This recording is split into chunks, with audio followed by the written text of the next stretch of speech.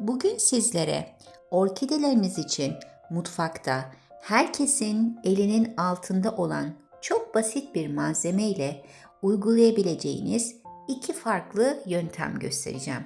Özellikle orkidenizin yaprak hastalıkları ve böceklerden korunması, sağlıklı kökler ve parlak yapraklara sahip olması için kullanabileceğiniz bir yöntem. Hemen sizlere orkidenizin bol çiçek açmasını sağlayacak birinci yöntemimi anlatmaya başlıyorum. Bugün orkide bakımında toz kahve kullanacağım, yani Türk kahvesi. Kahve bitki bakımı için çok faydalı. %4 oranında azot, %3 oranında potasyum ve %1 oranında içerisinde fosfor vardır. Bu üçü de bitkiler için çok faydalı. Bu süper etkili karışımı hazırlamak için bir dolu çay kaşığı toz Türk kahvesini bir cam kavanozun içerisine koyuyorum. Bu arada her hafta böyle güzel tarifler için kanalıma abone olmayı ihmal etmeyin. Bir dolu çay kaşığı kahvenin üzerine 500 mililitre kaynar değil sıcak su ekliyorum. Kahvenin içeriğindeki azot yaprak gelişimini destekler, bitkinin genel büyümesini hızlandırır. Ayrıca orkide yapraklarının daha koyu yeşil gözükmesine yardımcı olur. Su ve kahveyi güzelce karıştırıyorum. Tüm topakların çözülmesini sağlıyorum. Bu karışımı yine oda sıcaklığında maksimum 2 saat olacak şekilde dinlenmeye bırakıyorum ki içerisindeki tüm bileşenler açığa çıksın ve orkide için en faydalı hale dönüşsün. Bu hazırladığım tarif orkidelerin köklerini yakmadan, yapraklarına zarar vermeden onlara besin sağlayacak en uygun ölçüdeki tariftir. Karışım dinlenirken gübreleyeceğimiz orkideleri hazırlamamız gerekli. Bu karışımı direkt saksıya dökerseniz orkidenizin köklerini yakarsınız. Öncelikle orkidenizin köklerinin griye dönmüş olması gerekli. Yani sulama döneminde olması lazım. Griye dönmüş kökleri gübreleme öncesinde sade su ile nemlendirmemiz gerekli. Bu sayede orkidenin kökleri hem üzerine dökeceğimiz gübreyi çok daha güzel şekilde bünyesine alır, hem de kökleri yanmaktan kurtarırsınız. Ben orkidelerimi sularken her zaman daldırma yöntemi uyguluyorum. Böyle genişçe ve derince bir kasenin içerisine oda sıcaklığında beklettiğim suyu koyuyorum ve bir kaşık yardımıyla üstteki kökleri, hava köklerini de nemlendiriyorum. Hava köklerinin de nemli olması önemli. Bakın kökler artık griye döndü ve gübreleme için hazırlar. Bir miktar onları dinlendireceğim. Şimdi karışımımı orkidelere vermek için daha da güvenli hale getiriyorum. Yani seyreltiyorum. Cam bir kavanozun üzerine ben kağıt havlu koydum. Sizler bir ince tülbent bez yardımıyla da yapabilirsiniz. 500 mililitrelik oda sıcaklığında dinlenmiş olan karışımımı süzüyorum ve kahve telvesini ayırıyorum. Kullanacağım kısmı sadece su kısmı, yani telve kısmını kullanmayacağım. Kahve içeriği hafif asidiktir.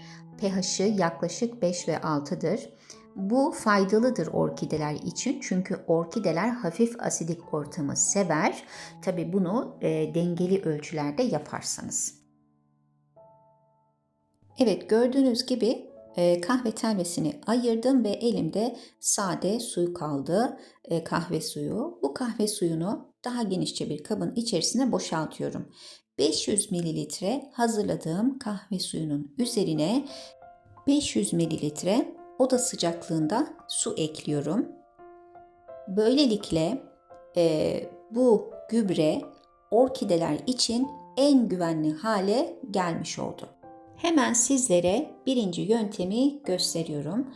Birinci yöntemde kökleri önceden nemlendirdiğim orkidelere her bir saksıya 8 yemek kaşığı olacak şekilde seyreltilmiş kahve karışımından veriyorum. Bu karışımı orkidelere ve evinizdeki diğer bitkilere de güvenle verebilirsiniz. Ancak çok önemli bir nokta var. Daha önceden söylediğim gibi kahve hafif asidik olduğu için çok sık vermemeniz gerekli. 2 ayda bir vermeniz yeterli olur. Ben orkidelerime sürekli dönüşümlü olarak gübreler veriyorum. Evde hazırladığım doğal gübreler ve gördüğünüz üzere bakın her biri ne kadar güzel yeni çiçek dalları çıkardı, yapraklar açtı ve bu orkidelerin hepsi indirimden alınmış orkideler. Sıfırdan yeniden doğal kökler, yapraklar ve tomurcuklar çıkardılar. Bu da orkidelere vermiş olduğum doğal gübrelerin ne kadar faydalı olduğunu sizlere gösteriyor. Şimdi ikinci yönteme geçelim. İkinci yöntemde orkidelerimize yapraktan gübreleme yapacağız.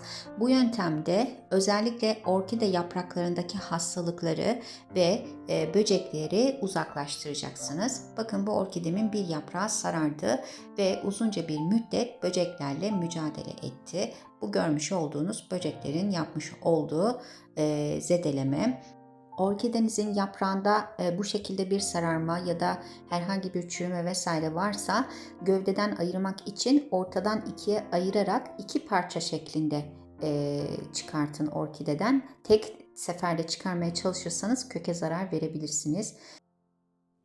İkinci yöntemde özellikle orkide yapraklarındaki hastalıkları ve böcekleri uzaklaştıracaktır.